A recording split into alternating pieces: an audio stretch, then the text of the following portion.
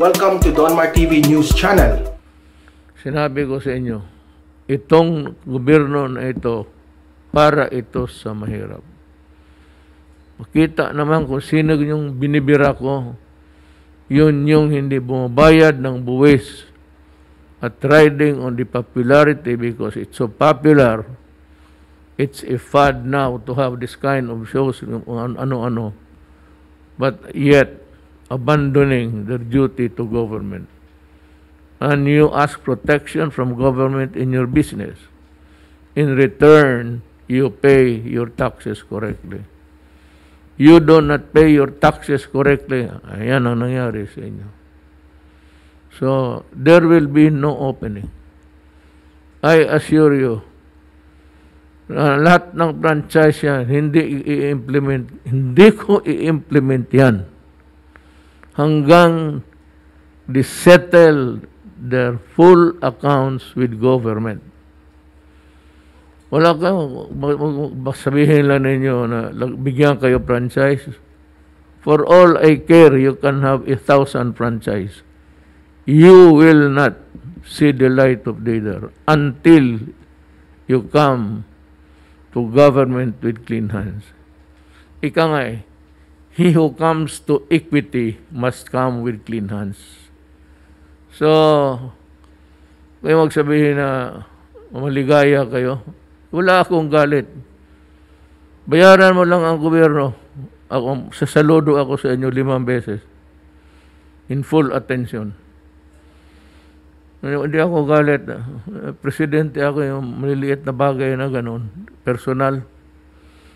But the bigger issue, the bigger picture in the background is really yung mga atraso ninyo sa taxes. Yan ang totoo dyan. And no franchise will ever be implemented.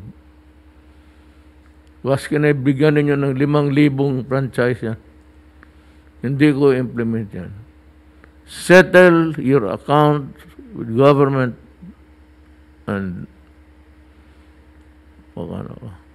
yung lupa ninyo na ang binabayad ninyo ng taxes, you are occupying something like 44,000 square meters. Nasa sinabit ninyo na bapa ng lupa is 4 hectares. Kayong Pilipino, kayo namang galit na galit. Hindi nyo alam. Buti kayo kay mayaman. Yung mga mahirap na umaasa lang rin. Ito mga vaccine, gobyerno ang mga gastos. Kala ninyo ganun lang kadali. Bigyan nyo yung amo ninyo. Bayaran ng tamang buwis. And before opening, we will have a very short, serious talk. Do not compel me to do something which is not lawful.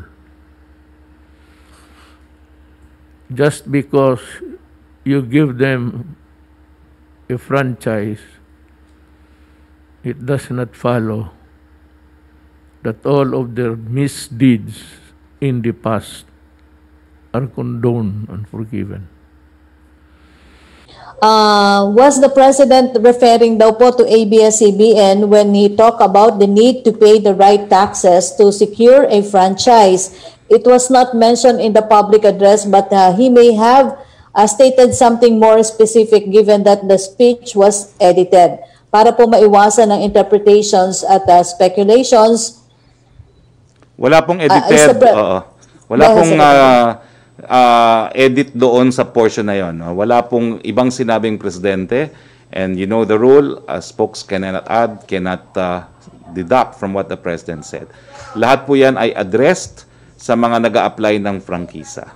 And in so far as ABS-CBN is one of them, no?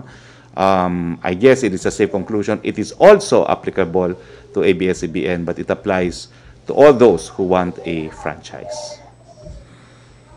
Second question po niya, is the President now setting conditions for the approval of ABS-CBN franchise? What taxes should the owners pay?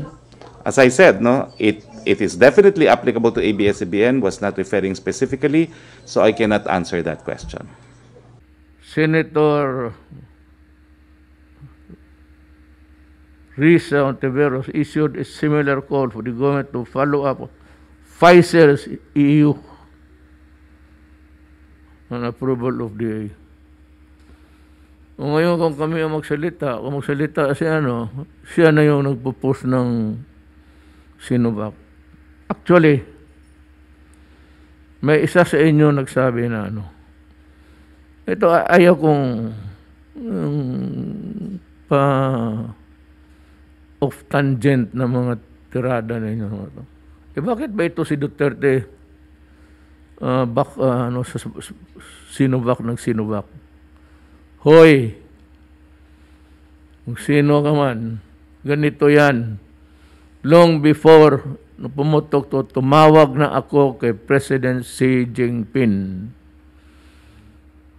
Tapos sabi ko, wala kaming resources. We do not know how to make it. Please do not forget the Philippines. Sabi na. But please remember that we will first vaccinate all of our citizens, and they run into billions. At saka yung mga allied nila. Meron hindi nga magkasya. Kasi yung mga province under their control, let alone yung Tibet, inanex nila. Obligado sila dyan. So, ngayon natin, until the last minute,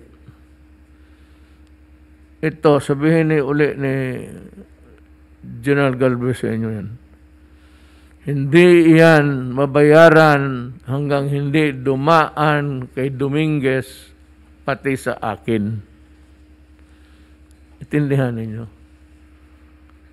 Walang pakialam na. All that Galvez can do is just to come to an agreement as representative or agent of the Republic of the Philippines. He has no say sa bayaran kung saan because it is purely papel. Kunin ng manufacturer yan doon sa mga bangko. Kasi doon tayo naghiram at diretso ang bayad galing bangko to the manufacturer. Hindi na tayo makialam yan. And the pricing and the paper will not be final until it is reviewed by the Secretary of Finance, kasi siya yung magbayad, pati ako. Kung maintindihan ninyo. So, about time na you just a little bit ninyo yung utak sa corruption. I don't know why are you so occupied sa corruption na maghanap kayo hindi dito, baka sa inyo, baka sa departamento ninyo, hindi dito sa akin.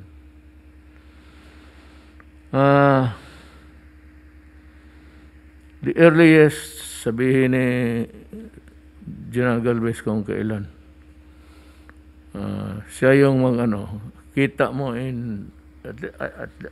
it's in the newspapers now. Or is it in the international cable networks? There has been a confusion sa mga health centers. Kaya ako, nakita ko na yan, malayo pa nakita ko na how to vaccinate the millions of Filipinos, 110 million. So, makapakuna lang tayo ng mga 70 muna. And kaya it will be under the supervision of the police, pati military. Kaya ang Pilipino, wala talagang disiplina. Pag nandyan, hindi yan magsabi, form a line, ito na ito. Unless there is a police with a stick, dyan pa maniwala.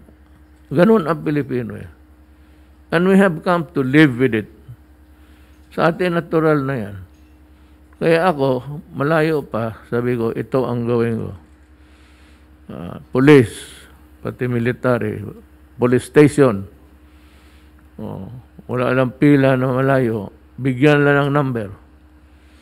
Ano sabihin ko sa police, magawa kayo ng number. May sa kartolina lang. Ibigay mo pagdating doon, yan. Maghintay ka kung tawagin ka. Find a place where you can take shelter, not under the heat of the sun. Yan ang plano ko.